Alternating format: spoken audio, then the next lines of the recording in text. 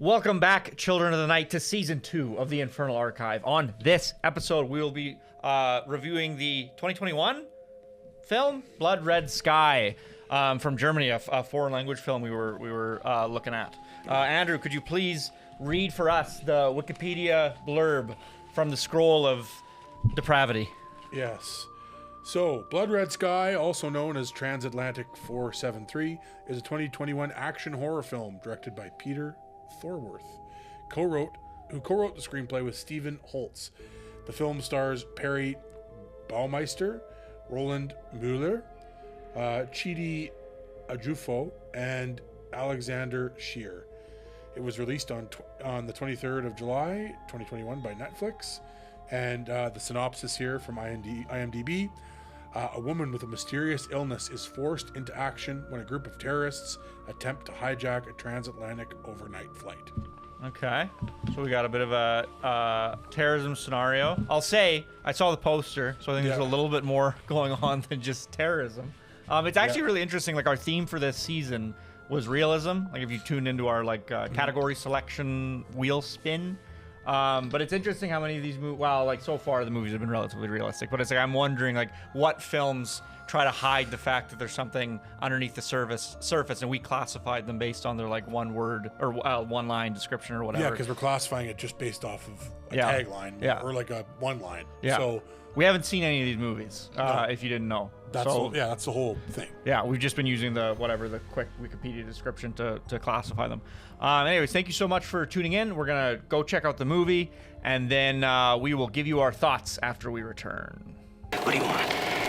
I want to hear you scream. Welcome back, Children of the Night. We just finished watching Blood Red Sky from 2021.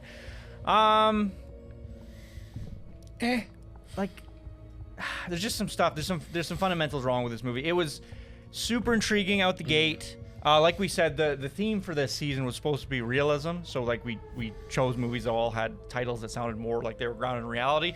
This film ended up not being really grounded in reality. This is a creature feature. I don't want to spoil too much, but there is a creature in this film.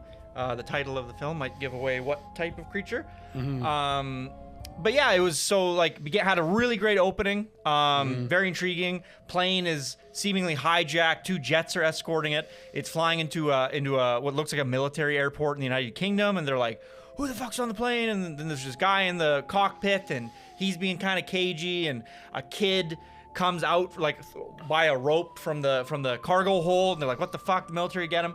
Boom, and then we have a flashback, and we see the kid at his house with his mom, and his mom has sent him to the airport ahead of time, and he's got baggage, and she asked him to go check the bags before she could get there. That's kind of weird. She gets there, they get on the plane. Boom, there's hijackers on the plane. We don't know what their purpose is or what they want. Notably non-Arab hijackers. Yes, which very. They play off that a little bit in the film. Yeah. Like there was a German guy, there was an American guy. There's the guy from Prison Break who plays the brother. Yeah. Who's going to be executed, whatever his name is. Always nice seeing him. He's a phenomenal actor. Anyway, so it's like pretty intriguing, good plot for like what is clearly like an action forward horror movie. And I think the main issue with this movie, because I was intrigued, I was enjoying it, it was just too fucking long. No time to dilly-dally, Mr. Wick!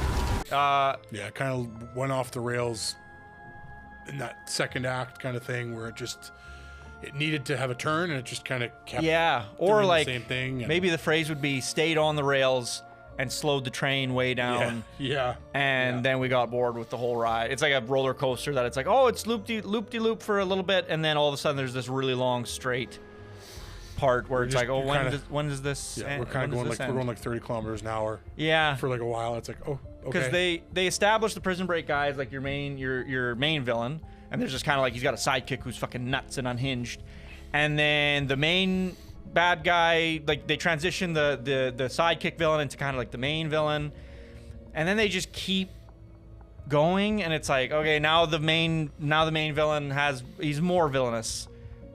Is he gone? No. Is he gone again? No. Is he gone again? It just like there's this section of the film where it's like it feels like they could have wrapped it up pretty neatly after the probably like the second confrontation with like our primary villain, but then there's like 3 more confrontations, and there's all this like, And they're not very interesting No. or intriguing. It's like kind of just the same thing 3 times in a row. and we were saying too that it's like in a movie, if you're gonna make your movie, because it's not like a 3-hour epic, it's about 2 hours like on the dot, and if you're gonna make your film that long, especially with this type of film, like an action, you don't want to be fucking watching an action movie for this long. Like at least then interject some visual flair of some sort.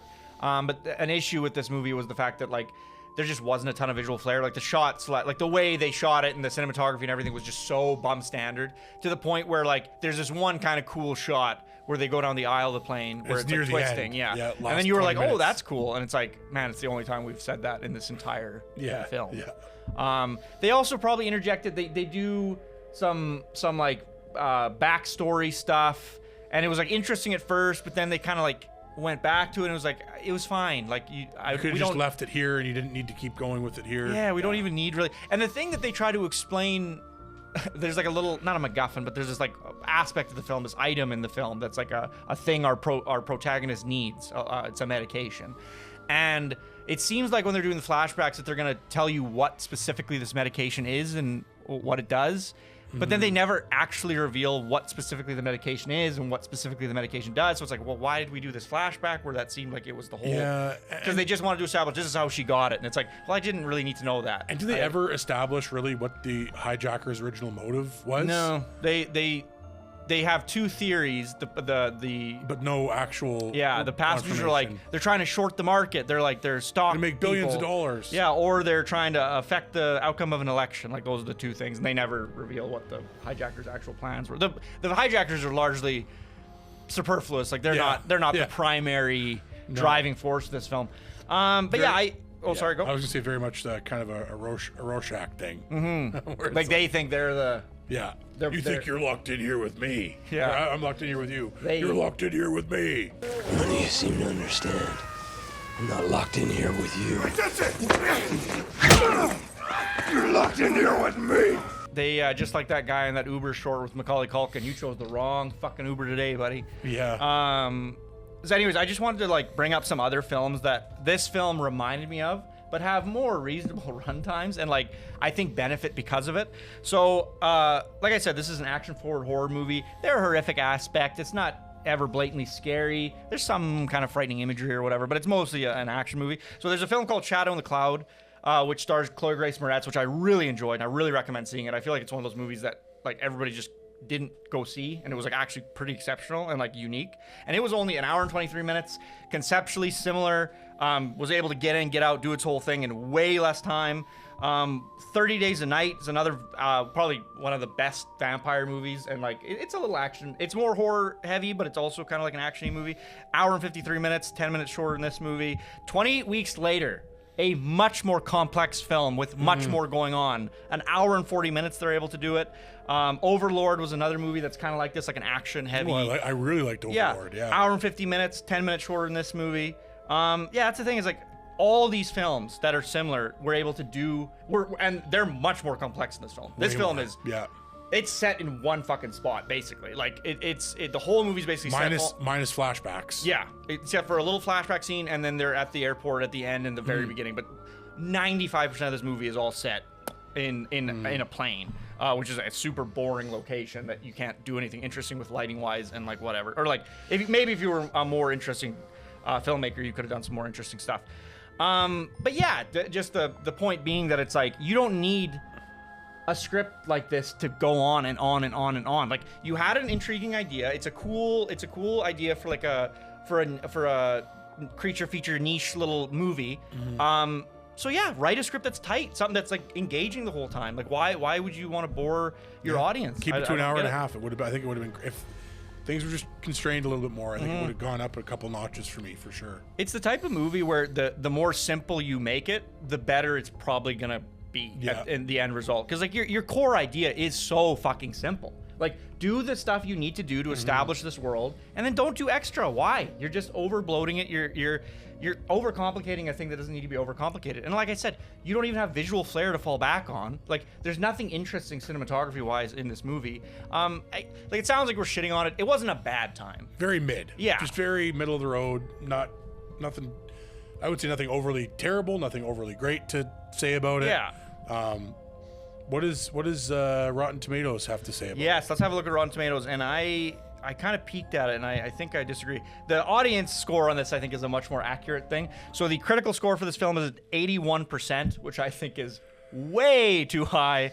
And the audience score is sitting at 57%, which I think it's maybe a little I'd give it like mean. a 60, 65 maybe. Yeah, I'd agree with that. Like that seems like a really safe number. It's the performances are great. A lot of the action's pretty good. The cinematography is nothing to write home about. I will say the one thing that stood out to me was, without giving too much away, we see a gradual transition throughout the film that was done very effectively. Yeah. And that makeup / how that was carried out was very good. I'll say this. One thing that kind of gave me pause throughout the film was, like we said, there's some makeup going on in this movie. There's some creaturing.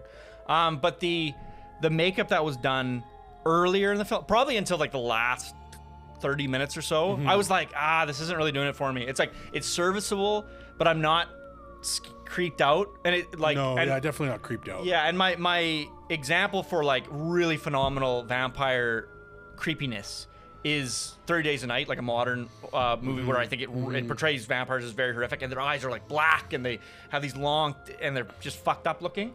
I kind of wish they would have leaned more into that look, because it if they would have brought more horror into this film, I think that would have helped with the runtime a little bit for me, because then I would have been invested in that aspect. But I'll say towards the end, like the last half an hour, they do our creature. Oh, I gave it away, I guess, because I was talking about 30 Days a Night. But our creatures, they do end up looking like pretty good and pretty horrific, and like there are some like big like open teeth. Once they're fully, yeah. So yeah, I don't know. Like if you were in the mood to see a movie that's half as good as the first Blade movie, like watch this. I don't. Or if you're German and it's mostly in English. But Yeah. It's like that's the thing. we watched it dubbed, and we're like, why are we doing this? It's just subtitled, and then it was mostly English. Yeah, so it's like it's technically a German foreign language film. Like I guess if you're German and you want to see what movies are coming out of Germany these days, actually fuck it, go watch what's that brilliant fucking World War I movie? All Quiet on the Western Front. Yeah, watch remake, that movie. yeah. That movie's fucking amazing. I guess it's not a horror movie, it's not a genre film, but still, No. excellent film. There's good stuff coming out of Germany, is what I'm saying. So I guess those are kind of our basic thoughts. Is there anything else you can think of to confound upon? I wouldn't say avoid it. I wouldn't overly encourage you to watch it. No. It's very middle of the road, serviceable. Yeah, and it's too action heavy to like recommend during the Halloween season too. It's like it doesn't More feel of a theme than it is a more aesthetic or a vibe rather than truly a horror movie. You can tell it's like he wrote a sentence down on a piece of paper that's like, oh, what if this happened on a plane? And then it was like, let's run with that. And that's the movie. Yeah. Okay. Well, we are going to do the unspeakable, the unthinkable, the unforgivable. We are going to bring out the unholy wheel. Oh. No, ladies and gentlemen, do not adjust your television sets. The lights are not broken. We have brought out the wheel. And now we shall give it a spin, like I said before. As we've been taking items off the wheel, I've been removing them, and then we've been randomizing the list, and then I've been adding. Some movies are on twice because of that, but it's all random. Should all be pretty above board here. Okay, and we spin. The film on the next episode of the Infernal Archive shall be... Oh, fuck. Well, it's the bottom one. I forgot to put the pointer of unforgiveness. Okay, now the film will be Pigpen. We will be watching the film Pigpen from 2015, which, if I can remember correctly, I'm going to remove the wheel now. If I can remember correctly, was... I couldn't find a download link for it. And I could it is on Tubi. Tubi for the win once again. Excellent streaming service. Free, for sure. Download Tubi if you want some good free times. Thank you so much for tuning in to this episode of the Infernal Archive. On the next episode, like I said, we'll be watching the film Pigpen from 2015, and we will catch you later.